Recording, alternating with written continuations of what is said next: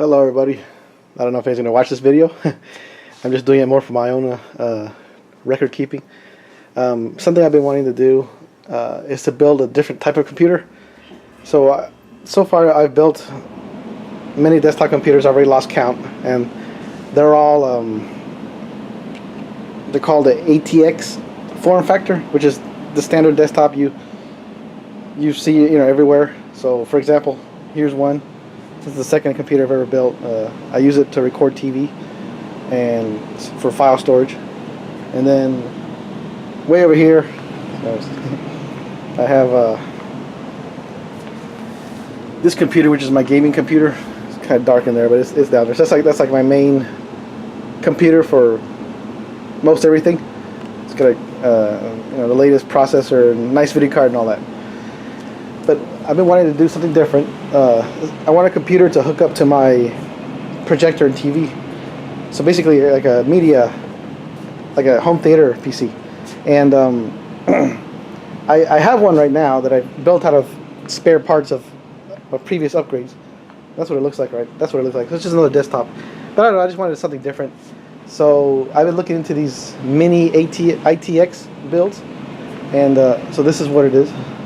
So here, this is what I just built last week. So let me get some light in here. So you can see it's like a little cube. Looks pretty nice. The case is a Thermaltake Core V1, and it's mini ITX, and something that I learned because I thought I used to call it just MATX, and I thought MATX, Micro ATX, and Mini ITX, sorry, ITX, not ATX, ITX, were all the same thing. And well, I wanted to learn about doing this, and I certainly learned my lesson because I bought this case, and then I bought a motherboard, which was a Micro ATX motherboard, and it turned out that that's a different size. So ATX is the regular size motherboard, and then, well, if you were to ask me, I would assume Mini would be the next one smaller, and the Micro would be the smallest. You know how just like Mini USB and Micro USB, but in reality, they're both actually it's the other way around. When it comes to motherboards, the Mini ITX is the smallest one, and the Micro is the one in between ATX and Mini ITX. So I know it's a lot of ITX and ATX, but basically I had to return that part and got the right one. Originally it was going to be an AMD based build, but after I returned it, Micro Center did not have any mini ITX motherboards that I was looking for, basically. So I had to switch over to Intel. So instead of getting a AMD FX 8230E, I went with a Intel Core i3 6100. I've never had a Core i3 as a desktop. My wife has a Core i3 on her laptop, and it's not very impressive. It's pretty slow, but it works for her because all she does is like office and browsing. So I wasn't sure about a Core i3 for something to do media and some gaming, because I'm going to hook it up to my projector and TV. So I thought, a little bit, some gaming would be nice. But I looked online and actually saw some YouTube videos, and actually the Core i3 6100 is not. It's not like the Core i3s in the past. It's actually very impressive, and it really shouldn't be a bottleneck for any gaming as long as you have a nice video card. Now I don't have a nice video card yet. This is just an old video card that's in there, but it should do the job. So here, let me just show you now, after all that talking, what it looks like. So again, this is a nice case. I really recommend it. On the top, you have this clear, I think it's plastic, but window, so you can see directly in there. And and the cool thing about this case is that because it's so small, it's kind of hard to work with normally, but you can remove every single side of this cube, even the bottom slides off, and so you can work with it from any angle. So here I'm going to slide off the top, or remove it, and see. So now you can see there's the Core i3 6100 underneath that fan. I put 8 gigs of RAM, and try to get the cables out of the way as usual. Over here you see the video card. So again, just slide off the side here, nice and easy. And this is a kind of older. I think it's like a Diamond, it's ATI Diamond HD 5650 or 5560, one of those two. And I think it has like 2 gigs of RAM. This is my video card, my gaming card for a couple of years. I bought it from a friend of mine, and since then I've upgraded. So I had this laying around, and it should be more than enough to watch videos, 1080p videos and all that, and do some light gaming. It's just the latest games that it struggles with.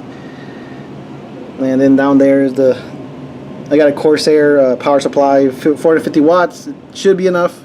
I've heard bad things about Corsair power supplies, honestly, but it was the cheapest one. And since I was only planning on spending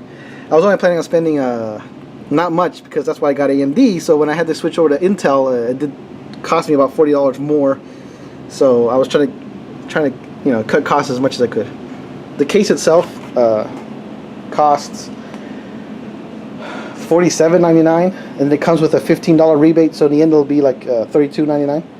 So pretty good. I mean, it doesn't feel cheap at all. It feels like a nice quality case. So yeah, I think that's about really all it is. I mean, again, it's the motherboard. It's I don't know if you can tell, but it's really small. It's just so tiny. If I were to remove that video card, you could probably appreciate it more. But it really does go just from here to there. So it's amazing, and yet it's not handicapped in any way.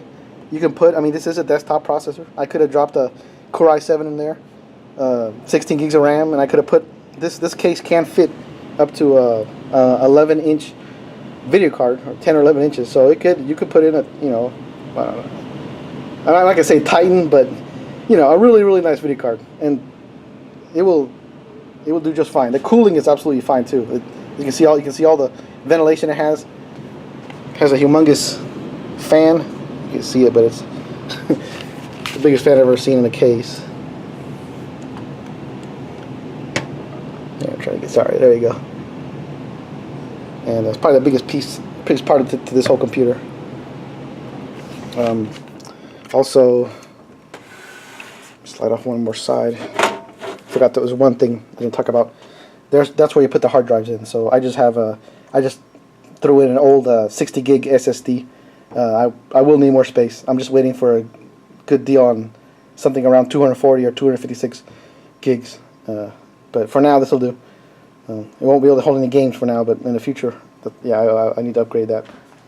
It performs perfectly well. Like the Core i3, it's impressive. I guess it's not like it was in the past.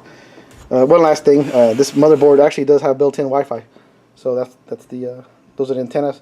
I won't be using them since I have a Ethernet cable that goes up to where this computer will sit. But it's nice, and maybe in case I want to go mobile, I can pick this up and take it to me somewhere. I don't know why, but I do have a laptop, but just in case if I want to do it, it's pretty portable, and then I could use the Wi-Fi then.